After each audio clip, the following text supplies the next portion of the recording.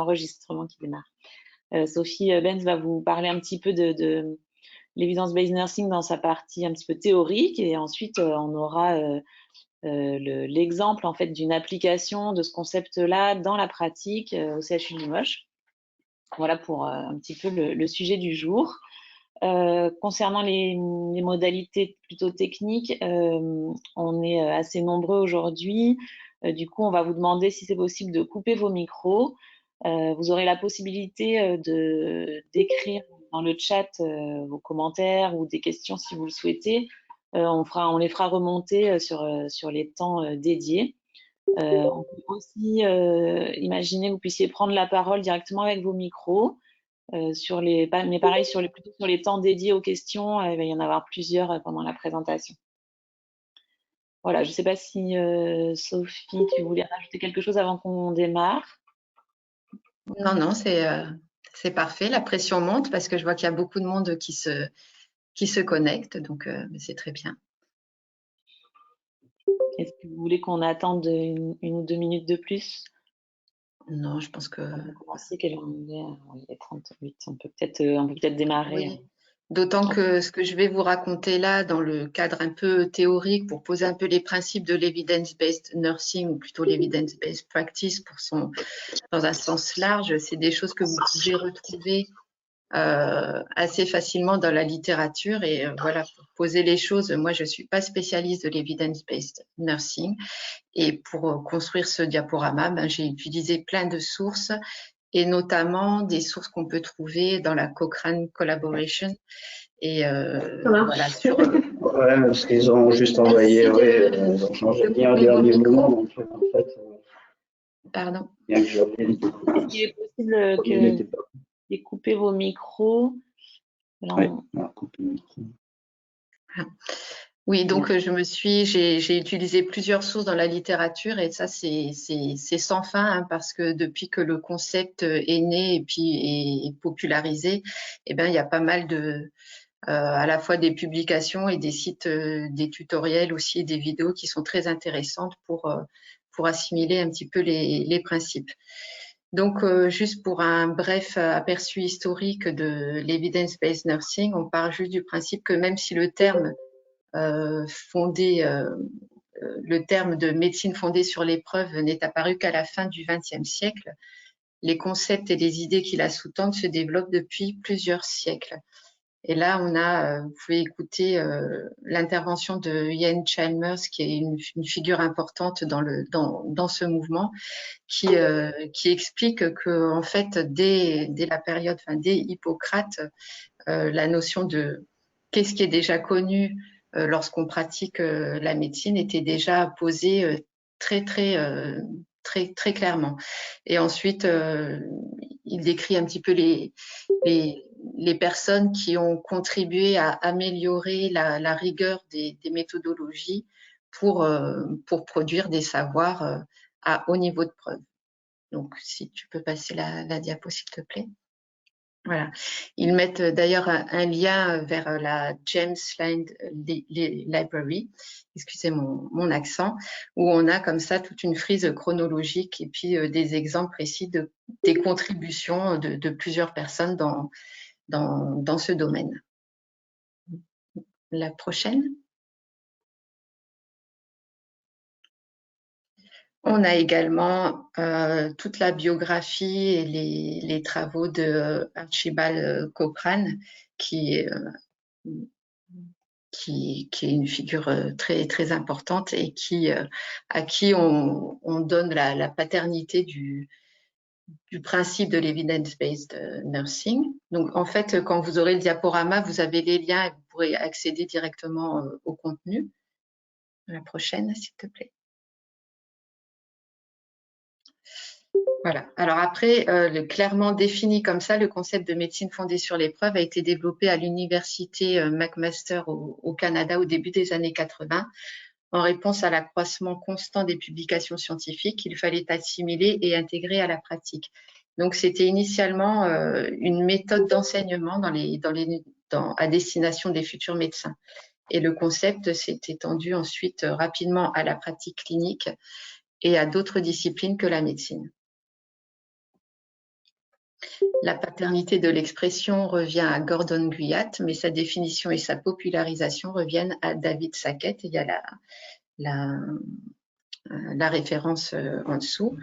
Donc peut-être que, Jean, si tu peux me passer comment dire, la traduction en français, parce que moi, sur mon écran, je n'ai que la première partie de la diapo. Alors, excusez-moi, petit souci technique. Normalement, oui, alors, voilà. Donc en fait, là, je reviens sur la définition. En fait, c'est donc l'utilisation consciente, explicite, judicieuse des meilleures données actuelles de la recherche clinique dans la prise en charge personnalisée de chaque patient.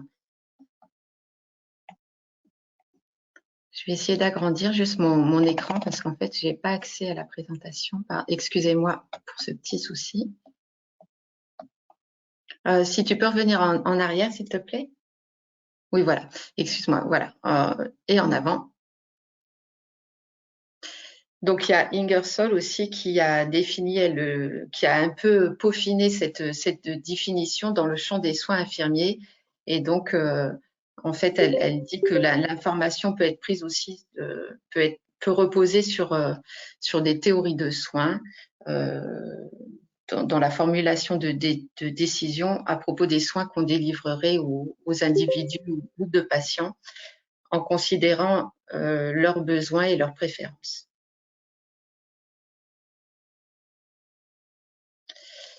Ça, j'avais tiré ça il y avait un tutoriel qui existait en français à l'époque sur le Centre français de la collaboration Cochrane.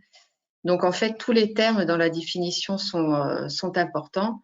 Donc, l'utilisation consciente signifie que les cliniciens savent qu'il y a des sources d'information et savent que c'est comment aller chercher dans ces sources. Explicite, ça sous-entend la traçabilité du processus de recherche de l'information. Judicieux signifie l'évaluation de l'utilité de cette information. Les meilleures données actuelles impliquent une sélection des études ayant le meilleur niveau de preuve. Et enfin, je ne vois plus, la prise en charge personnalisée définit en fait le niveau d'utilisation finale de l'evidence-based nursing ou practice, la pratique de soins autour d'un patient donné. Et ça, j'imagine que tout le monde a déjà vu ce schéma. En fait, on définit pour illustrer le concept de l'evidence-based practice, c'est-à-dire que c'est figuré chaque fois comme un tabouret à 3 pieds dont les pieds seraient à la fois l'expertise clinique, les préférences du patient, mais pas seulement, parce qu'il faut aussi imaginer les ressources disponibles dans le milieu dans lequel on exerce. Et enfin, les données de la recherche. Alors, c'est à la fois un concept, là, on a à peu près compris, mais c'est aussi une démarche, parce que si on peut comprendre le concept et jamais le mettre en œuvre. Donc, la démarche, elle est entre 4 à 7 étapes, mais il y a 4 étapes vraiment les plus indispensables. C'est 1, formuler le problème en une question claire. 2, rechercher les études dans la littérature. 3, évaluer les résultats des études sélectionnées. Et 4, l'application des résultats retenus aux patients. On retient aussi la méthode des 5 A que l'on voit là en jaune ou en cercle. Les 5 A, ce serait ask, c'est-à-dire poser la question. Acquire, acquérir les meilleures preuves. Appraise, c'est apprécier de façon critique les écrits que l'on a sélectionnés. Apply, c'est-à-dire transférer ces résultats dans la pratique. Et enfin, audit, c'est-à-dire qu'une fois il ne s'agit pas simplement d'intégrer ces meilleurs résultats dans la pratique, mais d'évaluer ce que cette intégration a de positif, parce que c'est pas nécessairement quelque chose qui est écrit ou qui a un résultat qui montre la preuve d'une efficacité, n'aura peut-être pas la même efficacité dans un milieu donné. Donc, l'audit est aussi également très important. La 6e étape que l'on peut voir là dans le petit onglet, c'est disseminate the outcome, c'est-à-dire qu'une fois que cet audit est fait dans un endroit donné, eh bien, il faut continuer à diffuser cette information. Et c'est ce qui est fait, c'est ce qui va être fait aujourd'hui par nos deux interlocuteurs de Limoges.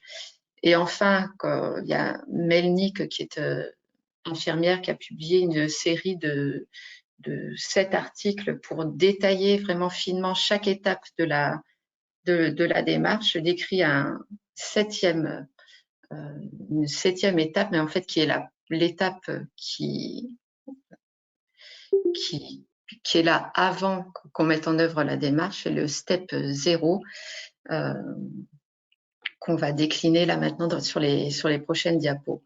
Donc le step 0, c'est promouvoir et maintenir la culture recherche. Donc il y a tout un tas de choses qu'on peut faire, notamment par la formation. Et puis il faut aussi que nos institutions soient favorables et permettent le développement de cette culture recherche. L'autre. Donc, le step 1, c'est poser une question clinique sous le format PICO. Le format PICO, c'est une démarche cohérente et systématique pour déterminer les différentes composantes d'une question clinique, avec le P étant le patient ou le problème, le I, l'intervention ou le traitement, ou la question d'intérêt, le C, le comparateur, l'intervention ou la question, le comparateur par rapport à l'intervention que l'on teste ou la question d'intérêt, l'outcome ou le critère d'évaluation, et le T pour le temps, c'est pour atteindre le résultat. Alors ça, c'est très facile d'utiliser le format PICO pour tout ce qui est études interventionnelles, les études de recherche d'efficacité. On l'utilise un petit peu moins dans d'autres contextes. Néanmoins, il peut s'appliquer à différentes situations, différents modèles, que ce soit des études qui testent l'efficacité ou des études dans le champ de l'étiologie, du diagnostic, du pronostic ou de la signification. Et là, on est plus sur la signification, sur les études qualitatives. Alors là, je ne vais pas aller dans le détail, en plus c'est en anglais, mais si vous avez la publication ou ce diaporama, sont des exemples pour vous montrer à quoi correspondent les termes P, I, C et O selon le design utilisé dans les études. Donc par exemple, pour une étude de diagnostic ou une étude d'évaluation, le P va toujours déterminer la population. Le I, là, ce sera le nouveau test diagnostique comparé à C, le test de référence qu'on appelle le gold standard. Et le O serait quel type de diagnostic on veut avoir. Donc là, il faut vraiment l'étudier un petit peu plus attentivement pour voir comment formuler ces questions sous le format PICO. La prochaine, s'il te plaît. Alors, rechercher les meilleures preuves. Donc, l'utilisation du format PICO permet d'identifier des mots ou des phrases clés qui, lorsqu'ils sont saisis successivement puis combinés, accélèrent la recherche d'articles pertinents dans des bases de données de recherche massives telles que Cochrane Database ou systématique dans la Cochrane Database of Systematic Reviews, the Database of Abstract of Review of Effects DAIR, PubMed ou CINAHL. Nous, on a plus l'habitude d'utiliser PubMed ou un petit peu moins fréquemment CINAHL, mais c'est vrai qu'en fait, les conseils qui sont donnés lorsqu'on met en œuvre la démarche EBN, c'est d'aller prioritairement chercher nos données dans les sources secondaires, c'est-à-dire tout ce qui est synthèse, méta-analyse ou recommandation. Quand on va voir plutôt sur des études originales, c'est ce qu'on appelle les sources primaires. C'était l'autre petit point, je crois qu'il venait après. Voilà, chercher en priorité dans les sources secondaires. Ensuite, l'étape 3, Appréciation critique des preuves. Une fois que les articles sont sélectionnés pour être examinés, ils doivent être rapidement évalués pour déterminer lesquels sont les plus pertinents, valides, fiables et applicables à la question clinique. Et cela déterminera les études à conserver et pour ensuite être transférées dans la pratique. Alors, c'est un processus assez compliqué, hein, la lecture critique d'articles. En gros, on peut déjà se poser 3 questions essentielles. C'est les résultats d'études sont-ils valides? C'est-à-dire, est-ce que la méthode a été appliquée de façon rigoureuse? Ensuite, se poser la question, quels sont les résultats et sont-ils importants d'un point de vue clinique? Et ensuite, ces résultats m'aideront-ils dans les soins à mes patients? C'est-à-dire que souvent, en fait, la critique qui peut être faite sur certains essais contrôlés randomisés, c'est que la population incluse ne correspond pas nécessairement aux patients dont on s'occupe. Donc, voilà les 3 questions qu'on doit se poser. Quatrième. Ensuite, intégrer les données probantes à l'expertise clinique ainsi qu'aux préférences et aux valeurs des patients. Donc, les résultats de la recherche ne suffisent pas eux seuls à justifier un changement de pratique. L'expertise clinique, basée sur l'évaluation des patients, d'autres données relatives à votre organisation ainsi que les préférences et les valeurs des patients sont des éléments importants de la démarche. Et en gros, il n'y a pas de formule magique pour pondérer chacun de ces éléments. Et la mise en œuvre de l'evidence-based practice est tributaire de variables institutionnelles et cliniques. Évaluer les résultats des décisions ou des changements de pratique fondés sur les données probantes. Donc, après avoir mis en œuvre l'evidence-based practice, il est important de suivre et d'évaluer tout changement dans les résultats afin de soutenir les effets positifs et de remédier aux effets négatifs. Donc, ce n'est pas parce qu'une intervention s'est avérée efficace lors d'un essai rigoureusement contrôlé qu'elle fonctionnera exactement de la même manière dans le contexte clinique. Bon. Voilà, donc en fait, voilà, quand j'imagine, Jean peut-être Jean et sa collègue nous en parlera peut-être dans sa présentation, c'est qu'une fois que le changement est appliqué, il faut évaluer les effets de ce changement pour savoir si on le maintient ou si on procède à certaines modifications. Diffuser les résultats de l'evidence-based practice, là, aujourd'hui, c'est un exemple d'un moyen de diffuser ces résultats. Et enfin, voilà, il y a quand même des enjeux à le faire, c'est que l'evidence-based practice contribue au développement de pratiques exemplaires. Il s'inscrit dans l'amélioration continue de la qualité et sécurité des soins.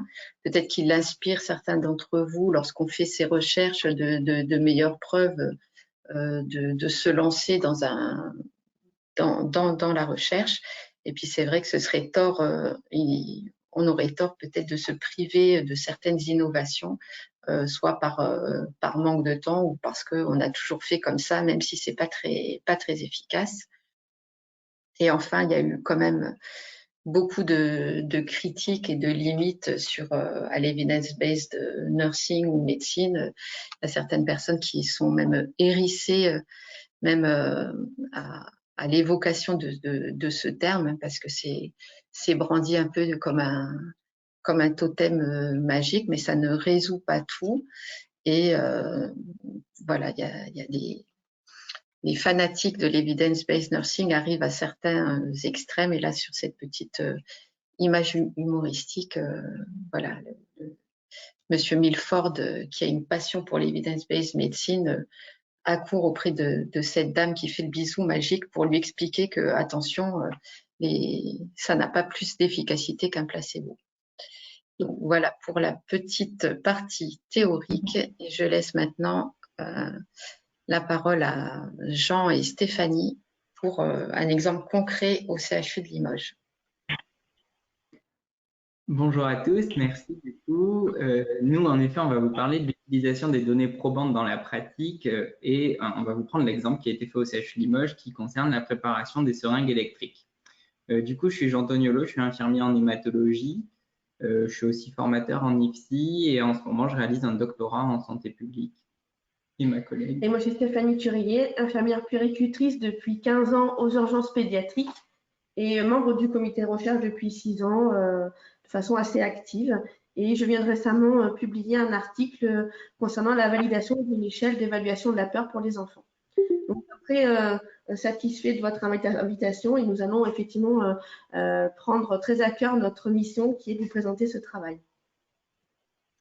Alors, juste rapidement, le plan pour vous dire qu'on va parler dans un premier temps du contexte général et qu'après, on va vous appliquer la démarche d'Evidence-Based Nursing qu'a présenté Sophie Vance juste avant, avec donc l'exemple dont on a parlé sur les seringues électriques. Alors, en guise d'introduction rapide, à l'heure actuelle, la production de connaissances infirmières, c'est un enjeu vraiment important. On le voit avec l'universitarisation des études, de plus en plus d'infirmières qui font des masters, des doctorats et surtout la création de la section universitaire des sciences infirmières. Donc, c'est vraiment une discipline qui a le vent en poupe et qui, du coup, produit de plus en plus de savoir. Maintenant, c'est qu'est-ce qu'on va faire finalement de ces savoirs? Comment on peut les utiliser dans la pratique et comment éviter cette fragmentation entre la recherche académique, la recherche universitaire et la pratique quotidienne et l'intérêt pour les patients et pour les soins. Finalement, la démarche du comité de recherche, du coup, auquel on appartient en effet tous les deux, et Stéphanie, ça a été d'essayer de répondre en travaillant sur l'implantation des résultats d'un article scientifique et donc d'aller vers l'evidence-based nursing vraiment dans nos pratiques. Il faut savoir que 30 à 40% des patients reçoivent des traitements dont l'efficacité n'est pas démontrée et que 20 à 25% des patients bénéficient de soins dont ils n'ont pas besoin ou qui sont potentiellement dangereux. Ce qui fait que ce sont des proportions assez importantes pour que nous, on aille réfléchir sur nos pratiques et peut-être envisager les choses un peu différemment de ce dont on a l'habitude de faire dans les services. Alors, les recherches infirmières, elles sont plus que jamais nécessaires, évidemment, vous l'avez compris, pour développer les savoirs de la profession, pour la santé des populations, parce que les infirmières sont les clés du système de soins, pour une pratique aussi clinique, déontologique et responsable. Ça, c'est un vrai enjeu. Le Conseil international des infirmières dit que dans le code de déontologie qu'il propose, que les infirmières doivent baser leur pratique sur des résultats de données probantes pour fournir les meilleurs soins aux personnes. Donc, la recherche en sciences infirmières, ça peut être de la recherche appliquée, mais ce qui est intéressant, c'est que du coup, elle est en relation étroite, enfin, il y a des relations étroites entre la recherche et la pratique. Elle est vraiment caractérisée, cette recherche, par l'intérêt pour le transfert des savoirs scientifiques vers la pratique. Il y a de la recherche théorique, bien sûr, mais l'intérêt, c'est surtout d'aller vers le patient, ça, vous l'avez bien compris. Et puis, ce qui est aussi intéressant de repérer dans ce type de recherche, c'est que la pratique, c'est la source même d'études de sujets de recherche et ça va nous permettre d'explorer des situations cliniques, de susciter des questionnements et de jeter des bases de recherche. Alors, Ducharme, en 2002, elle fait se poser 4 questions face aux résultats en sciences infirmières, c'est-à-dire les recherches permettent-elles de répondre à de véritables préoccupations cliniques? Les résultats de recherche sont-ils suffisamment accessibles et intelligibles pour les infirmières? Les infirmières sont-elles suffisamment outillées pour interpréter et critiquer les résultats? Et quel type d'appui les gestionnaires des soins infirmiers, les cadres de santé et au-dessus, bien sûr, consentent-ils pour l'innovation clinique? Donc ça, c'est des éléments qui vont être importants. Et finalement, vous voyez, 2002, ça fait déjà 20 ans. Avec des questions qui sont cruciales quant aux enjeux de l'evidence-based nursing et avec des évolutions récentes qui vont permettre d'apporter quand même des réponses à ces questions.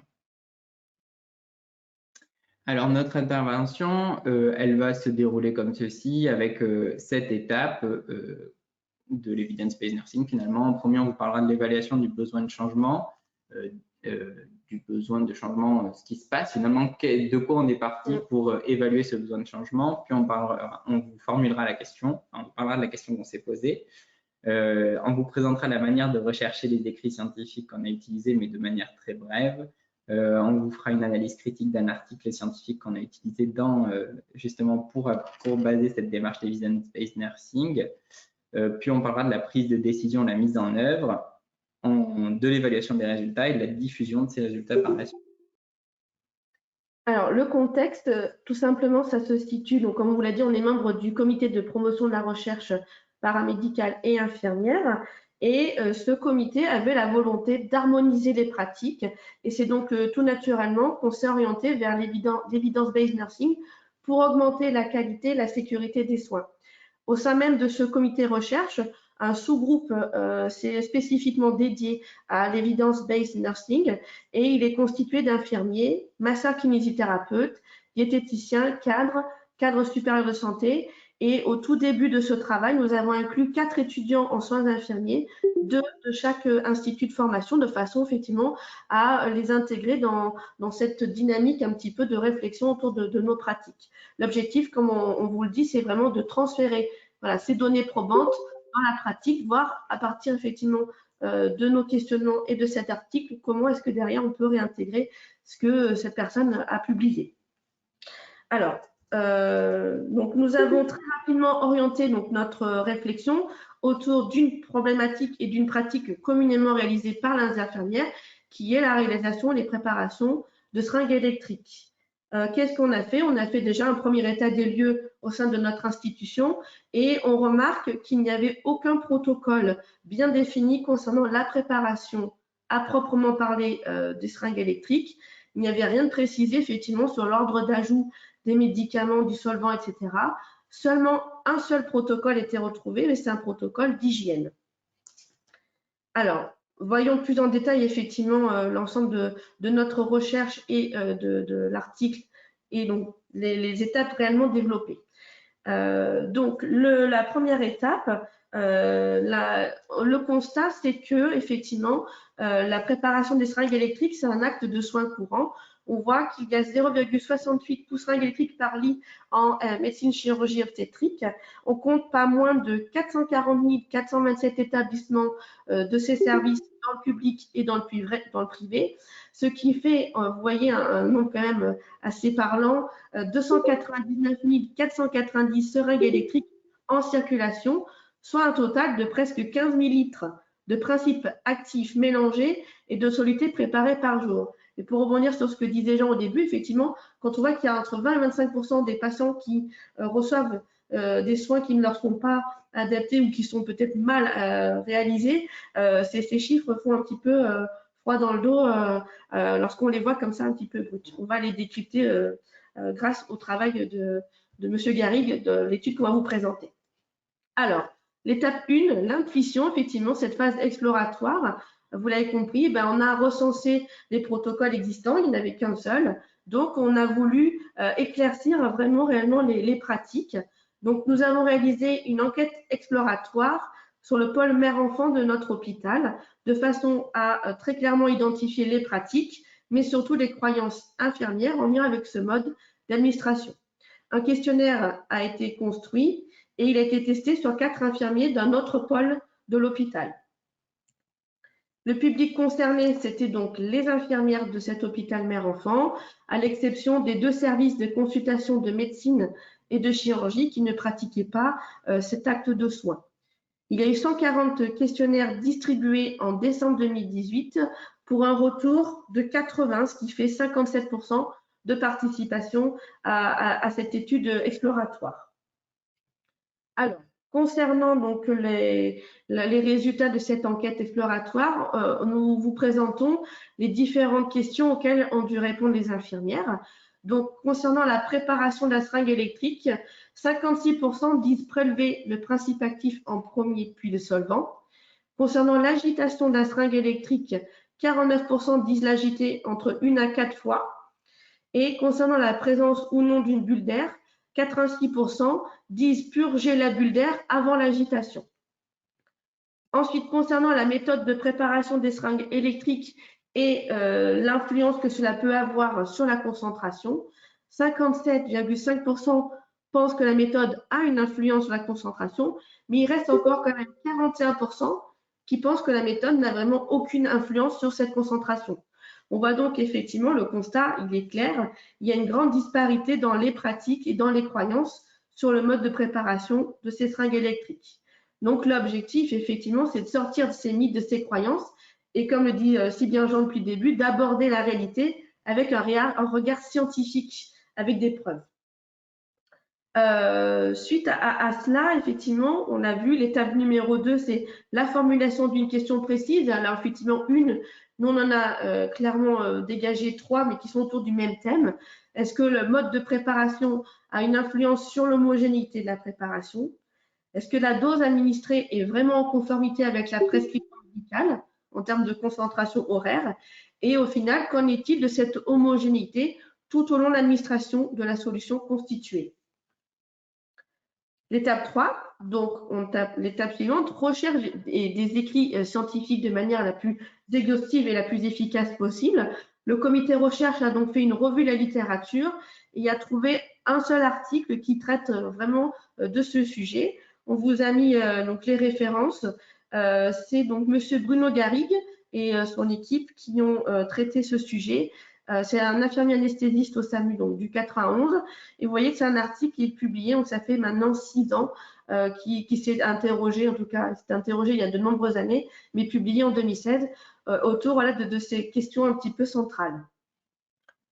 Maintenant, on va voir la partie plutôt décortiquage de cet article de façon voilà, un peu critique. Ce qu'on peut peut-être ajouter sur parce que ça me revient là, c'est que cette étude, elle a été, je crois, financée par le programme hospitalier de recherche infirmière et paramédicale. Donc, c'est vraiment une préoccupation infirmière quelles étapes peuvent assurer une administration homogène aux pouces seringues électriques, qui a donné une problématique d'une étude qui a été financée par un appel à projet infirmier pour arriver à une publication. Donc là, on est vraiment dans une démarche clé.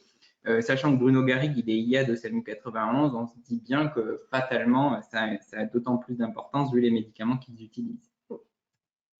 Donc l'étape 4 sur cette analyse critique des écrits scientifiques, eh bien, dans l'introduction de son article, il reprend des données généralistes, on va dire, comme dans toute introduction, avec sur la seringue électrique, il explique que c'est une pratique commune, que c'est plutôt pour administrer de manière assez lentement et précisément des produits, et notamment dans le contexte de médicaments avec un index thérapeutique étroit. Alors un index thérapeutique étroit, juste pour préciser en 2 petites secondes, c'est des médicaments qui ont une très faible différence entre le moment où ils sont efficaces et le moment où ils peuvent avoir des effets secondaires importants pour le patient. Donc ça, on le voit beaucoup en réanimation, mais de manière très courante, ça peut concerner l'insuline et on reviendra sur cet exemple un peu plus précis. Et surtout, donc, cette administration à la seringue électrique, elle doit être constante, prédictible et répétable, parce que c'est justement l'objectif des médecins quand ils prescrivent à la seringue électrique, c'est d'administrer de manière constante un produit. Alors, qu'est-ce qui peut influencer finalement quels problèmes peuvent influencer cette concentration en produit ou la manière dont c'est fait? Eh bien, on retrouve plutôt 2 causes. Une problématique est identifiée dans la littérature en lien avec le matériel finalement, que ce serait plutôt du mésusage ou des dispositifs qui seraient défaillants, mais on retrouve aussi évidemment des erreurs humaines qui seraient plutôt dues à des problématiques de manipulation, par exemple. Alors, il y avait quand même des recommandations qui existaient, en tout cas, il y avait une synthèse dans la littérature, on se dit au moins dans les données qui avaient été publiées, notamment dans les données sur la formation des infirmières, et globalement, la majorité des auteurs y recommandaient pour les médicaments qui étaient administrés au pouce seringue électrique une standardisation des méthodes, donc c'est-à-dire une manière unique de faire les choses au sein d'un même hôpital ou même globalement, ou alors une préparation centralisée au sein d'une unité de préparation à la pharmacie, par exemple. Donc ça, c'est possible pour certains médicaments et ça se fait notamment en pédiatrie, néonatologie pour des médicaments administrés à d'infimes doses. Voilà, mais dans la réalité pratique, est-ce que une pharmacie peut vraiment absorber toutes les préparations au pousse-seringue électrique d'un hôpital? Ça pose question. Ce qu'on retrouve aussi dans son introduction, c'est que mélanger la solution, ça apparaît comme crucial. Ça a été développé en fait quand on prépare une seringue électrique. Il le savait déjà à l'époque de la réalisation de son article. Il faut mélanger, homogénéiser. Par contre, ce qui est du coup intéressant de relever, c'est que dans ce qui est enseigné dans les IFSI, 40% des formateurs recommandaient d'ajouter le principe actif en premier, 24% le solvant en premier et 32% ne recommandaient rien de particulier. Bon, à partir du moment où on recommande rien de particulier, c'est vrai qu'on peut se poser des questions. Est-ce que il y a accès aux ressources de la littérature? Comment est-ce qu'on apporte tout cela aux étudiants? Et est-ce qu'on peut… voilà, ça questionne vraiment. Et donc, on retrouvait seulement 26% de personnes dans la littérature qui recommandaient l'homogénéisation, alors que c'est une donnée qui était reconnue comme…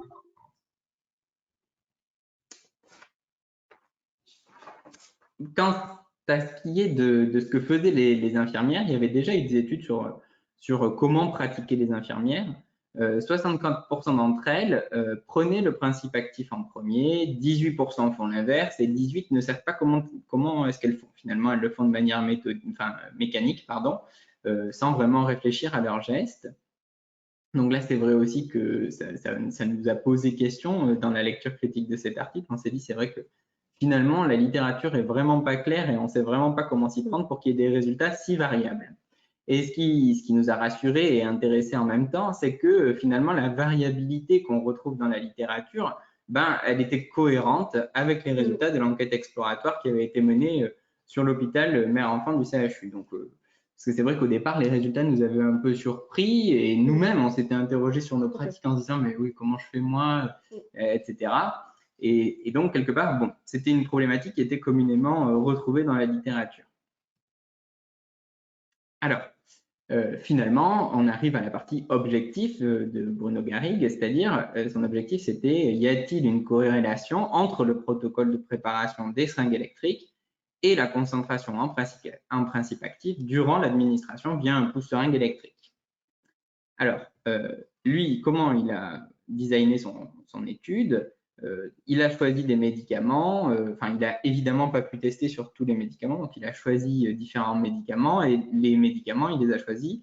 Pour cela, il devait être administré au pousse-seringue électrique, ça paraît assez évident. Il devait nécessiter une dilution par un solvant parce que si le médicament n'est pas dilué, c'est vrai qu'on ne se pose pas la question de savoir s'il est homogène à l'intérieur de la préparation. Et il devait avoir un index thérapeutique étroit. Le but dans tout ça, c'était de diminuer les effets secondaires pour le patient, ça vous l'avez compris. Alors, ensuite, concernant leur méthodologie dans l'étude, qu'est-ce qu'ils ont fait? Ils ont fait donc préparer les solutions par les infirmières dans les mêmes conditions habituelles de l'hôpital. Une infirmière préparait la seringue et une deuxième contrôlait le processus. Il y avait donc une double vérification pour s'assurer que la concentration en principe actif était correcte du début à la fin et surtout conforme avec la prescription. Ce qu'on n'a pas précisé, c'est que les dosages, les mesures ont été réalisées sur des machines et n'ont pas été administrées bien évidemment à des patients directement. Ensuite, si on regarde plus précisément comment ils s'y sont pris, ils ont élaboré leur méthode d'homogénéisation avec des tests visuels, c'est-à-dire qu'ils ont fait un peu leur cuisine finalement. Ils ont pris une solution saline et un colorant et ils ont testé plusieurs combinaisons de préparation, d'homogénéisation, c'est-à-dire est-ce qu'on fait des mouvements à la seringue, est-ce qu'on rajoute oui non une bulle d'air, comment est-ce qu'on s'y prend, etc. Et ils ont donc sélectionné 3 combinaisons de façon à ce qu'on puisse l'évaluer dans leur étude. On vous propose donc maintenant de voir ensemble les 3 méthodes qui ont été gardées par M. Garrigue dans son étude, qui ont été testées et évaluées, et on va ensuite voir les résultats avec des graphiques plus précis et concernant surtout l'insuline. Donc, les 3 méthodes qu'on va vous présenter, La première, c'est le médicament qui est prélevé en premier, puis le solvant est ajouté. Il y a une purge, mais il n'y a pas de mélange. La deuxième méthode, c'est le solvant, puis le médicament. Là également, c'est purgé sans mélange. Et la troisième méthode, c'est donc le médicament qui est prélevé en premier, le solvant est ajouté, il y a la présence d'une bulle d'air d'un volume de 5 ml et une homogénéisation de la préparation en tournant la seringue, voilà, par des mouvements, on va le voir ensuite ensemble précisément comment il faut faire, donc de mouvements de haut en bas à 180 degrés 5 fois. Alors, si on prend le premier graphique que vous voyez, donc c'est la préparation de l'insuline avec la première méthode, c'est-à-dire on prend l'insuline en premier, le solvant, on purge, il n'y a pas d'agitation. Qu'est-ce qu'on remarque? On remarque qu'il y a 6 seringues électriques qui ont été préparées donc, selon ce même mode et il existe des grandes différences de concentration entre elles et surtout même pour une seringue, notamment la plus claire, vous voyez la bleu ciel, où on voit qu'au tout début de l'administration, le taux d'insuline était donc très fort avec une diminution très rapide au bout du temps T1. Il faut savoir que pour l'insuline, ils ont contrôlé les concentrations toutes les 70 minutes. Et à contrario, on voit que les deux courbes bleues foncées, les deux du bas, donc, il se passe 70 minutes avant que le patient ait finalement la dose, la concentration préconisée par le médecin. Et quand moi j'ai vu ce graphique pour la première fois, eh bien, ça m'a fait écho effectivement à des situations de soins, donc aux urgences pédiatriques qui nous arrivent de prendre en charge des enfants pour lesquels on découvre un diabète et auxquels on va administrer, donc poser des seringues électriques d'insuline. Et ça nous arrivait très fréquemment de se rendre compte qu'effectivement au bout d'une heure de contrôle de la glycémie capillaire, il y avait une chute très rapide et très impressionnante entre la glycémie d'arrivée et la glycémie à 1 heure après la mise en route de cette seringue électrique. Et on peut effectivement finalement se comprendre pourquoi on a ces situations-là.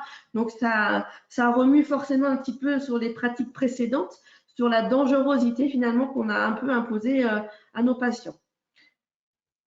Et juste pour compléter, c'est vrai que ça se remarque aussi, c'est la suite de l'exemple finalement, c'est-à-dire qu'en fin de seringue électrique, parfois, vous avez vos patients qui ont la glycémie qui remonte et vous dites, mais bon, en fait, on est toujours avant le repas et oui, ça remonte quand même alors qu'on n'a pas changé de débit de la seringue électrique. Donc là aussi, on voit que finalement, ça peut se comprendre quand on avait une concentration plus élevée au début et qu'avec le temps, celle-ci l'est moins bien.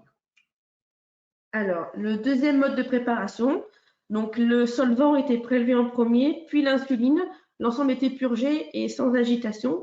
Et là, je crois que ce graphique, il est encore plus parlant finalement que le précédent. Là encore, donc, notre courbe bleu ciel, on voit finalement que la concentration est très importante dès le début et il y a une variation de plus de 87% de la concentration entre le début et la fin. Donc ça, c'est vertigineux. On voit bien effectivement cette chute d'un coup. Et donc, ça fait vraiment très peur finalement de voir que ce mode de préparation, à quel point il peut être assez dangereux. On remarque cependant qu'il y a 3 seringues pour lesquelles finalement la concentration est constante du début jusqu'à la fin, mais c'est tellement aléatoire qu'on ne peut pas préconiser finalement et prendre le risque de choisir cette méthode-là. Donc la troisième méthode, donc testée par M. Garrigue et l'ensemble de ses collaborateurs, c'est de prélever l'insuline, puis le solvant, maintenir donc 5 ml de volume d'air, de procéder à ce fameux mouvement d'agitation. Et on voit que pour les 6 seringues, la concentration est linéaire et identique du début jusqu'à la fin. Donc la conclusion finalement dans leur étude de ces comparaisons de ces différentes méthodes, c'est qu'avec la troisième, dans tous les cas, ils proposent donc effectivement de mélanger le contenu de cette seringue avec les 5 mouvements à 180 degrés et que cela garantit vraiment l'homogénéité de l'administration du médicament. En plus, ce qu'ils mettent en avant, effectivement, c'est une technique très simple, très rapide, qui ne coûte rien, qui fait partie finalement de notre pratique courante de soins, donc n'est pas chronophage. Et ils prouvent donc l'efficacité de cette technique avec 3 médicaments. Nous, on a pris le parti de vous montrer l'insuline, mais 2 autres médicaments ont été testés dans cette étude. Et donc, ils encouragent à utiliser donc cette méthode-là pour toute solution médicamenteuse administrée via seringue électrique. Et je vous avoue que moi, depuis peu, maintenant, j'ai pris le parti dès qu'on rajoute des ions dans une petite perfusion, pareil, de faire ce petit mouvement d'homogénéisation pour être sûr que les ions ne restent pas peut-être à stagner en bas nous, c'est des flacons en verre en pédiatrie. Et donc, voilà, j'ai pris aussi le parti de faire un peu systématiquement pour toute reconstitution, préparation du médicament. Alors, on vous propose de faire peut-être une petite pause maintenant avec des questions, parce qu'effectivement, ça fait pas mal de choses d'amorcer dès le départ. Est-ce que certains d'entre vous ont des remarques? Est-ce que ça vous évoque? Peut-être les graphiques, on peut peut-être échanger autour de ça, s'il y a des questions écrites ou… Alors, il n'y a pas de questions pour l'instant dans le chat. Ah si, attendez. Comment ont-ils mesuré la concentration? La concentration, pardon, Noémie, excuse-moi. J'ai répondu trop vite, je ne t'ai pas laissé finir. La concentration, elle était mesurée au sortir de la seringue électrique par des analyses pharmacologiques assez classiques. L'étude, elle a été réalisée en laboratoire.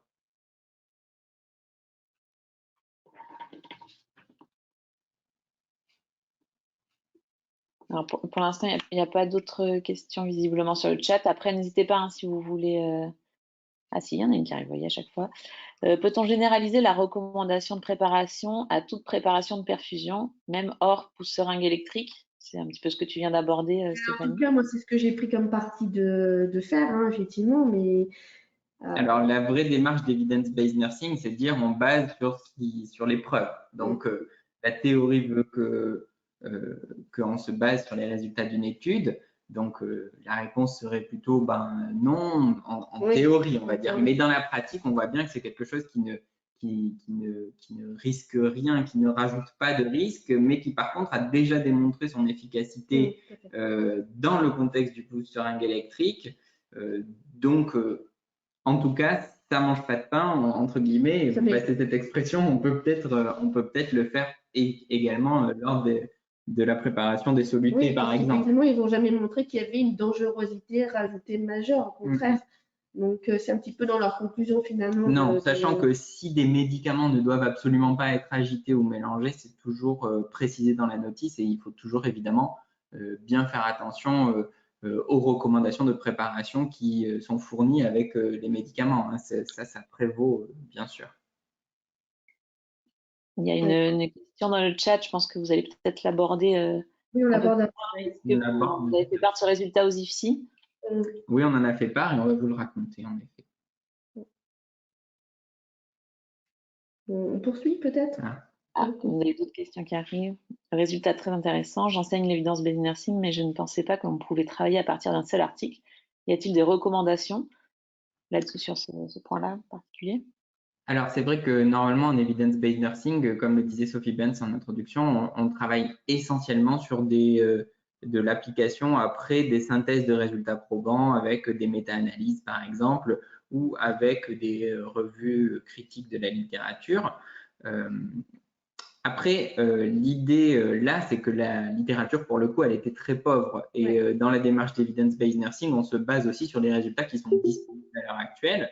Ça ne veut pas dire que demain, s'il y a une étude qui prouve exactement le contraire, on va évidemment du coup rechanger nos pratiques, mais pour l'instant, c'était ce qui était disponible et ça allait dans le même sens que les résultats d'études un peu précurseuses de ce travail-là qu'ils ont cité dans leur introduction. Donc, le parti a été pris, vu le rapport bénéfice montré, risque quasiment nul à implanter cette pratique, d'utiliser un seul article pour modifier nos pratiques. Et ça, on va vous le détailler après. Je ne sais pas si ça répond. Alors, est-ce qu'on peut se permettre de parler de votre étude aux étudiants? Alors, vous pouvez. Alors, l'étude en elle-même, elle n'est pas de nous, c'est un autre triade. Après, de la démarche BN telle qu'elle a été faite, je pense qu'il n'y a pas de souci pour en parler, dans le sens où c'est de la démarche de l'établissement et du RGRC d'aller prôner un petit peu ce partage des connaissances et des manières de faire. Ah, l'audit. Notre audit a été fait, du coup, aux infirmières de l'hôpital du CHU. Hein. De l'hôpital du CHU, de l'hôpital mère-enfant, pardon, du CHU de Limoges. Ok, moi j'avais peut-être une petite question. On voit quand même l'intérêt, enfin, vous avez très très bien expliqué là tout le début de la démarche, on voit bien l'intérêt de décortiquer un petit peu l'article pour pouvoir bien le comprendre, tout ça. Est-ce que, pour pouvoir ensuite appliquer les données probantes sur le terrain, mais comment vous avez travaillé sur justement ces compétences de lecture critique d'articles dans le comité à Limoges, peut-être pour partager comment vous êtes. C'est pas évident en fait, je pense, quand on commence de faire une lecture critique d'articles. Alors, c'est vrai que la lecture critique d'articles, c'est un travail, enfin, ça nécessite des compétences à part entière. Ce qui a été intéressant, c'est que justement, au sein du comité recherche, la force, c'est qu'il y a des gens qui sont formés à la recherche. L'infirmière qui pilote ce comité recherche, le docteur Pascal Belloni, du coup, a un doctorat et un master juste avant. Donc, elle a des compétences avancées en recherche. Il y a d'autres membres qui sont formés plus précisément, soit avec un DU recherche paramédicale, soit avec, de mon côté, par exemple, un master de santé publique. Et du coup, on a pu travailler tous ensemble un peu avec aussi et surtout, ce qui était important et intéressant, c'était avec les gens qui n'étaient pas finalement formés initialement à la lecture critique et qui apportent avec ce regard de professionnel un peu naïf sur la méthodo, on va dire, mais qui du coup vont apporter des arguments et des éléments vraiment importants dans la critique et qui sont complétés du coup par le regard des personnes un peu plus pointu, méthodologique, on va dire, qui a pu y avoir. Et donc, c'est cette synergie dans le groupe et d'impliquer les étudiants, est une vraie force aussi, qui a permis ce travail de lecture critique. Donc, un partage d'expérience et de compétences en même temps. Ouais, c'est vraiment hyper intéressant comme ça. Et juste pour terminer, après je vais vous laisser finir la présentation, l'intuition des seringues électriques, c'est venu comme ça? L'intuition qu'il y avait une problématique autour des seringues électriques? En fait, c'était… En fait, le vrai point de départ, c'est l'article est sorti, il a été lu par des membres du comité recherche. Et avec cette personne, on avait pour habitude d'aller dans les IFSI pour présenter nos projets de recherche. Et on leur a dit aux étudiants, ben, regardez, il y a une étude qui aboutit, ils ont publié et ça parle des seringues électriques. Et voici un petit peu les résultats qui sont sortis, donc avec les graphiques que vous venez de voir. Et en fait, ce qui a un petit peu attisé notre curiosité, c'est de voir qu'il y avait un brouhaha. Alors non pas parce qu'ils n'avaient pas envie, que c'était pas intéressant, mais qu'au contraire, ils étaient donc des troisième années. Ça les titillait de se dire, oui, mais dans notre pratique, comment est-ce qu'il faut qu'on fasse? Est-ce qu'on faisait bien jusqu'à présent? Et comment est-ce qu'on va faire comme futur professionnel pour faire comme il faut, pour administrer vraiment les médicaments et thérapeutiques dans les bonnes conditions pour nos patients. Donc c'est en fait le vrai point de départ, c'est un petit peu ce brouhaha général dans cette promo de troisième année qui nous a fait nous dire ah ouais, c'est peut-être bien effectivement une vraie problématique intéressante. Et donc d'où le constat de et si on allait s'interroger un peu vraiment nous au niveau de notre hôpital et donc après l'audit auprès de l'HME, est-ce que on a ces mêmes croyances, les mêmes choses que ce qui ont été trouvées effectivement dans la littérature par M. Garrigue. Donc, c'est ça le vrai point de départ, en fait. Ok. Bon, merci Elie. Je vous laisse continuer. C'est intéressant. Alors, ensuite, donc l'étape numéro 5, c'est donc la prise de décision et la mise en œuvre de cette décision. Donc, nous avons restitué les résultats de l'enquête et nous avons présenté donc l'étude de M. Garrigue à l'hôpital mère-enfant. Donc, on a dû le présenter au mois de février, je crois, 3 mois, même pas 3 mois après. Et puis ensuite, avec les étudiants qui ont participé donc au tout départ à ce projet, dans les IFSI du CHU et la Croix-Rouge, en binôme avec un membre du comité recherche. Voilà, ce qui, comme disaient les gens, effectivement, cette espèce de synergie qu'on a réussi à créer. C'était très intéressant et très riche puisqu'il y avait une sorte de quiz qui était fait dans les IFSI avec la technologie moderne pour un petit peu les titiller, leur donner envie de s'intéresser un petit peu à ce thème et à tout ce travail. Et effectivement, c'était un retour très, très riche et très constructif. Hein, tu pourras le dire parce que tu as participé.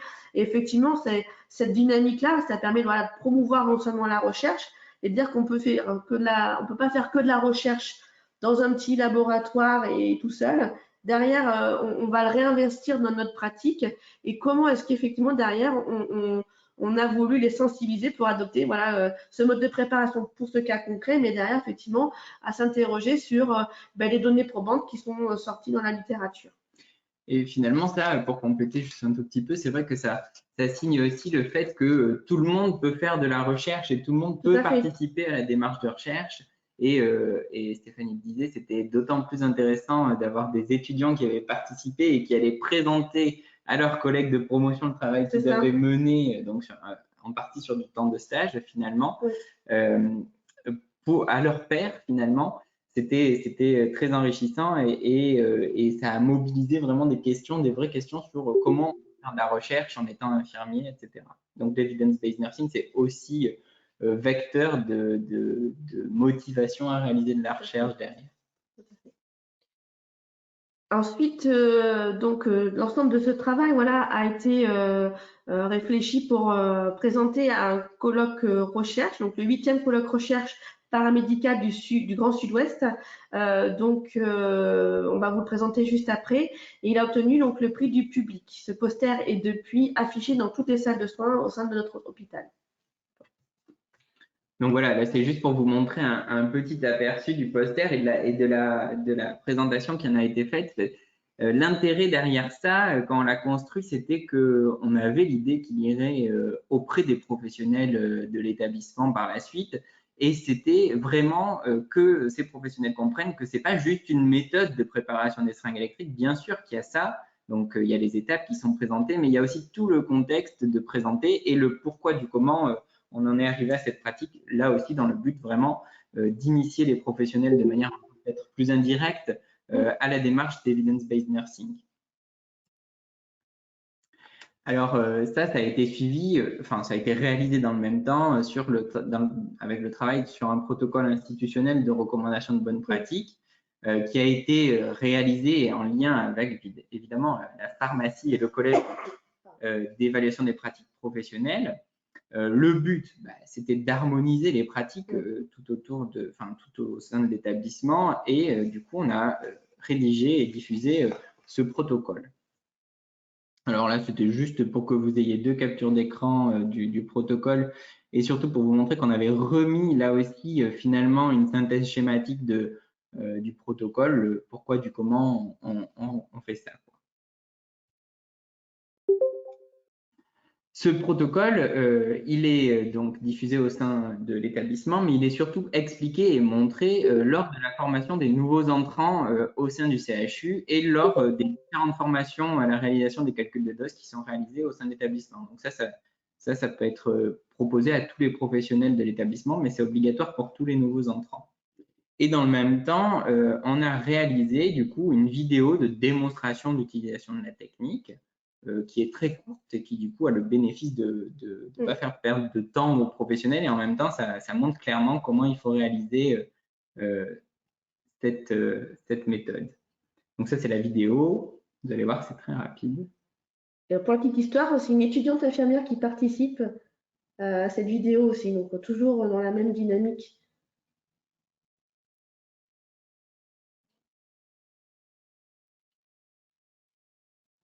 Donc là, c'était bien le prélèvement du sol du médicament. Premier. Oui.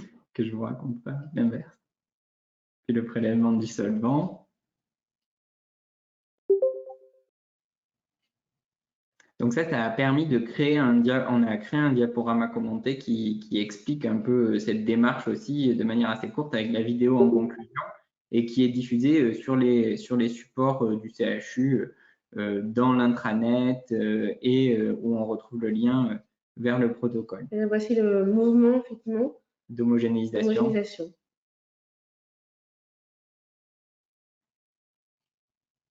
Bon, bien sûr, ce qu'il faut préciser, c'est qu'une fois que cela a été homogénéisé, on purge cette bulle d'air. Donc ça, c'est important surtout pour les étudiants. et pour certaines peurs sous-jacentes à la présence de cette bulle d'air.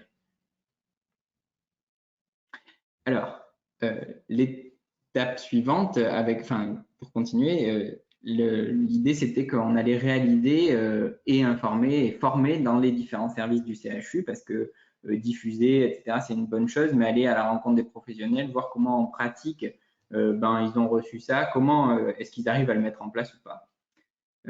Et donc derrière, ça vous l'avez compris, on l'a dit plusieurs fois, c'est que l'idée, l'administration, elle doit être faite de manière constante, et donc ça garantit la sécurité des soins et un bénéfice optimal pour le patient. Alors, concernant l'étape 6 et l'évaluation du résultat obtenu avec le changement implanté, ça n'a pas encore été réalisé parce que le protocole a été publié sous peu, il y a peu, au mois de décembre, je crois, ou début janvier. Et donc, on envisage de réaliser un audit pour évaluer les pratiques après la mise en place de ce protocole. Et du coup, l'hôpital mère-enfant sera un point de comparaison parce que c'est eux qui ont réalisé en premier l'enquête exploratoire. Donc, ça sera intéressant de pouvoir aussi comparer avant-après ce qui s'est passé. Est-ce qu'on a fait évoluer un petit peu les croyances et surtout la méthodologie de préparation des seringues électriques. Puis après, on passera tout cela au niveau de tout l'établissement. Et la dernière étape dont on vous avait parlé, l'étape 7 de diffusion des résultats, et finalement la réalisation de ce webinaire et la présentation de la démarche de BN avec une présentation plutôt pratico-pratique de la mise en œuvre de cette démarche au sein du CHU, c'est une manière de diffuser les résultats d'Evidence-Based Nursing. Et du coup, on vous remercie pour votre attention et on est disponible si vous avez des questions tout de suite ou par mail par la suite.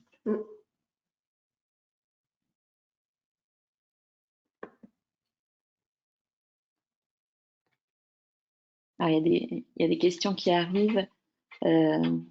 Alors, il y a une question sur l'ordre de prélèvement, 1 le médicament et 2 le solvant. Si on utilise un contenant de solvant multidose, exemple une poche de sérum Phi, lors du prélèvement de solvant, le risque est de mettre un peu de médicament dans la poche de solvant. C'est un point qui a été abordé dans l'article. Non, ce n'est pas un point qui a été abordé dans l'article. Nous, on utilise des unidoses de sérum physiologique de toute façon pour préparer les médicaments. Ou quand c'est une seringue électrique, du coup, on jette la poche après en général, parce qu'en effet, il y a un risque d'injecter du produit à l'intérieur.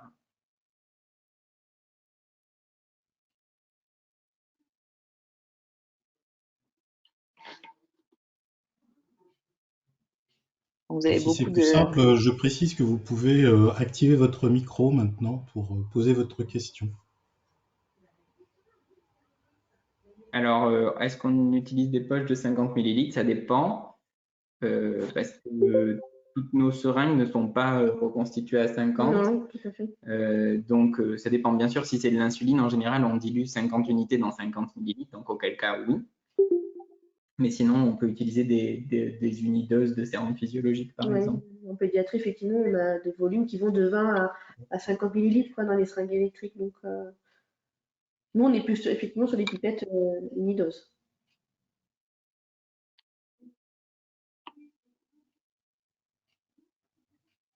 Bon, vous avez beaucoup de remerciements pour votre présentation et je m'associe puisque effectivement, ça a été extrêmement bien expliqué. Et on voit vraiment l'importance de tout ça et de se dire que en fait c'est faisable et c'est à la fois important mais c'est aussi faisable d'appliquer des données probantes sur le terrain et parce que ça peut parfois paraître un peu obscur et complexe comme démarche et là on voit bien à quel point au final c'est réalisable quoi à la fois pour les étudiants mais aussi dans les institutions. Alors il y a des questions qui arrivent. Avez-vous pu mesurer l'impact de ces résultats sur les pratiques soignantes? C'est l'étape prochaine. Voilà. Recevrons-nous la présentation par mail? Alors, vous avez la possibilité de télécharger, il me semble, peut-être Olivier, tu pourras mieux répondre que moi, de télécharger le replay en fait, du webinaire. Oui, alors le replay sera mis sur le site du GRCISO et via aussi la chaîne GoTo dédiée à la recherche paramédicale du GRCISO. Donc ça, normalement, vous pourrez, dans la semaine prochaine, accéder à cette présentation via le replay.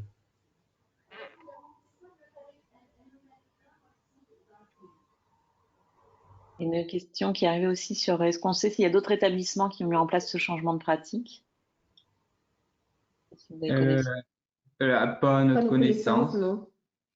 Pas à notre connaissance. Après, c'est une démarche qui va certainement être diffusée au moins au sein de notre groupement hospitalier. Et puis là, par le biais du GIRSI, c'est vrai que de ce webinaire qui a réuni beaucoup de monde, on se dit que ça peut aller toucher les pratiques d'autres établissements aussi.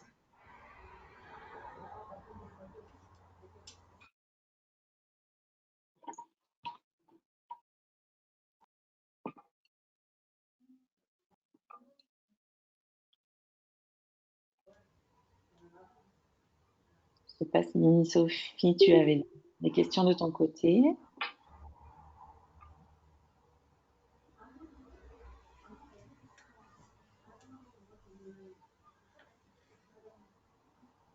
Alors, je vois passer juste une question qui n'en est pas une, mais qui m'a fait sourire. Un teaser sur la prochaine étape.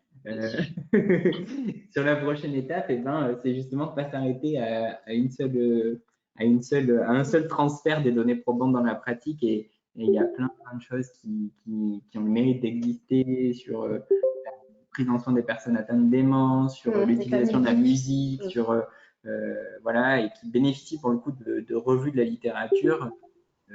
Qui peuvent permettre ce transfert des résultats dans la pratique. Donc, l'aventure n'est pas terminée, au contraire.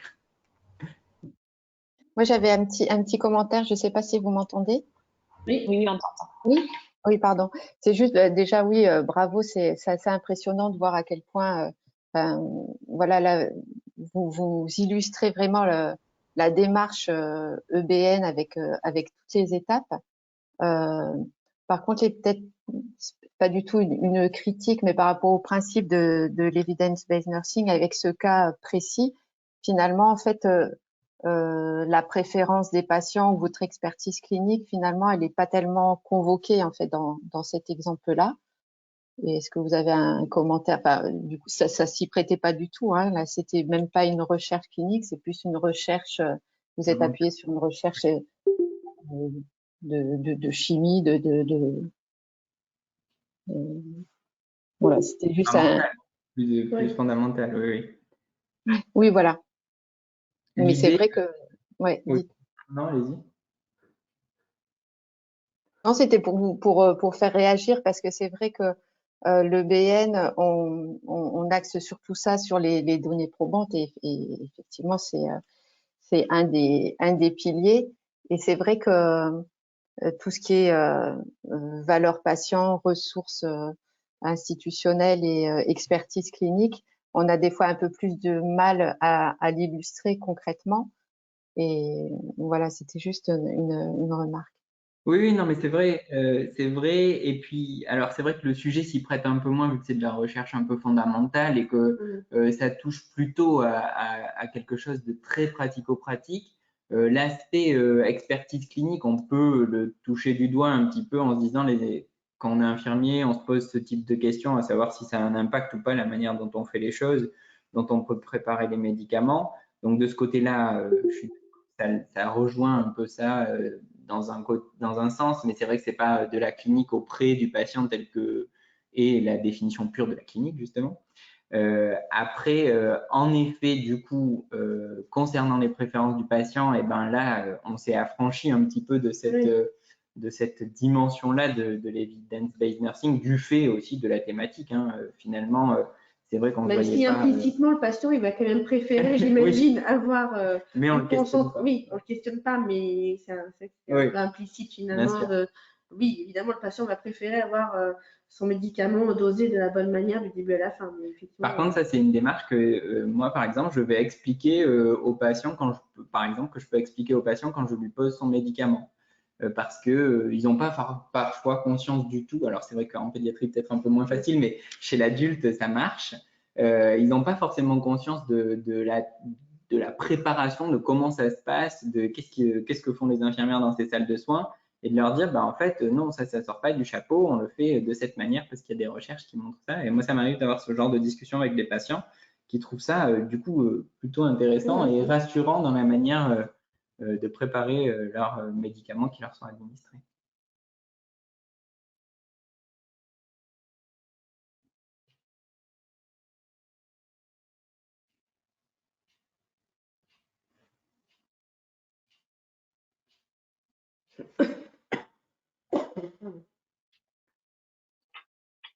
Bon, mais s'il n'y a pas d'autres commentaires ou questions, on va encore une fois vraiment vous remercier pour cette présentation. Oui, merci de cette proposition de communication. Ouais, tout l'aspect vraiment pratique et puis exemple avec avec les pratiques courantes des infirmiers et infirmières. Donc ça illustre vraiment, quoi. C'est super. Merci beaucoup. Je crois qu'il y a d'autres participants qui vous remercient aussi via le chat.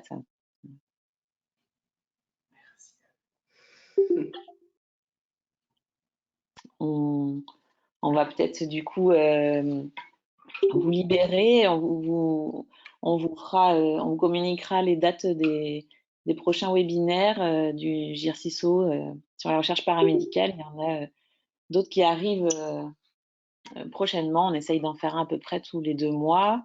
Je ne sais plus, sauf si on avait la prochaine date, mais enfin, en tout cas, voilà, ça va être communiqué. On avait fixé une date, peut-être un thème, mais on ne sait pas encore On finalise.